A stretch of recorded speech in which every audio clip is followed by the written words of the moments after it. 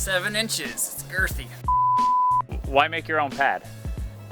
Well, there's not really much on the market in terms of big pads that you can kind of one-off with. So most of the time when I'm coming out around here, it's nice just to be able to bring one pad and basically climb whatever I want without having to worry about high balls or covering a lot of area. Just one pad and it's done. And also, cost makes a big difference. If I was to buy a commercial one this size, it'd be like $700-800 versus the cost of the materials.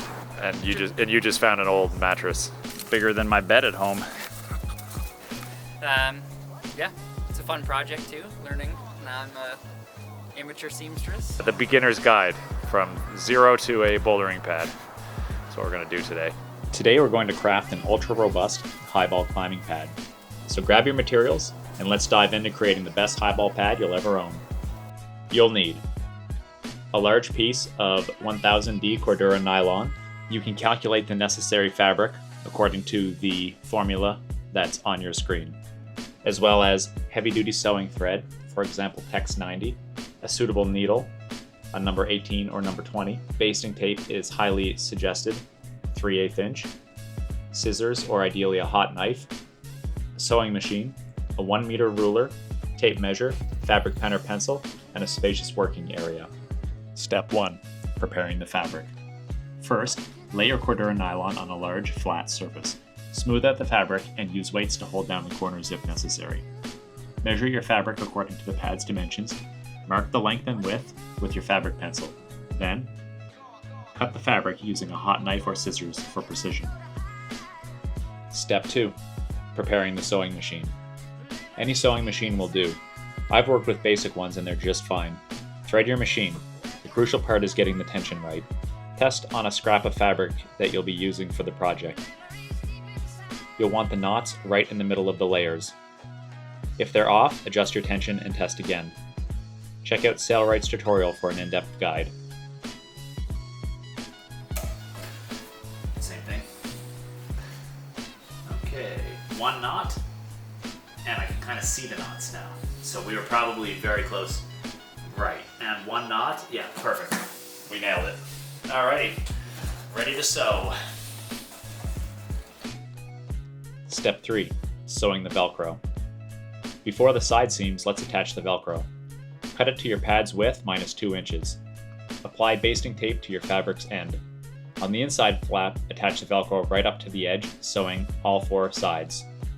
For the outside flap, fold a 3/8 inch fabric for a cleaner finish, and then attach and sew the Velcro right below this.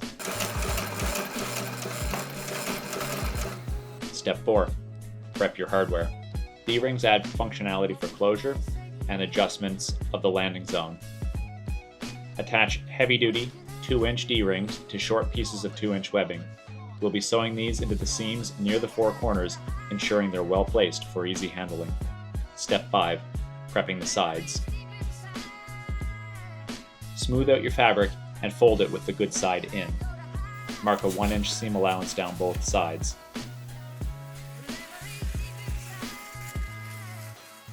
Apply basting tape along the entire length of both sides. Basting tape is a game changer for managing large pieces. Place your D-ring assemblies on the tape within the seam allowance facing inwards on the inside of the pad. Step 6. Sewing the sides. Ready your sewing area with a large table. Sew straight down both sides, adding an inner stitch for extra strength. This method has never failed me, even after many years of making pads. You could opt for a felled seam here, but this is technically more challenging and is also unnecessary. Step 7. Sewing the corners. For polished corners, flatten each corner into a triangle perpendicular to the side seam. Mark the pad's width along this and sew along this line. Do this for all 4 corners for a refined look. Step 8. Stuffing the pad. Gather up your foam. Duct tape it at the 4 corners for adhesion. Glue is not recommended, as you may want to replace or repair the foam later. Stuffing is easier with a buddy. Stand the pad on its side, start with the corners, and alternate sides as you work the foam in. This process can take a few minutes if it's a tight fit. Step 9. Carrying the pad. To carry your pad, simply fold it in half, secure it closed with 2 carabiners, and strap it onto a sturdy hiking backpack. It's convenient and makes for hassle-free transport to your climbing spot. Graceful.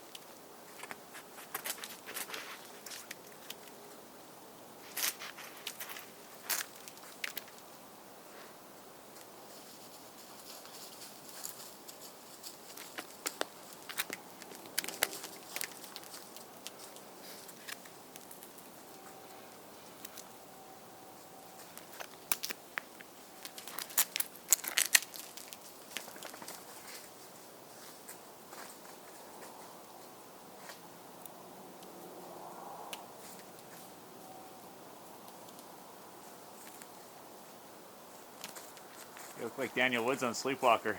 I feel like it. nice sand. Woo! Woo! The first time I've done that top of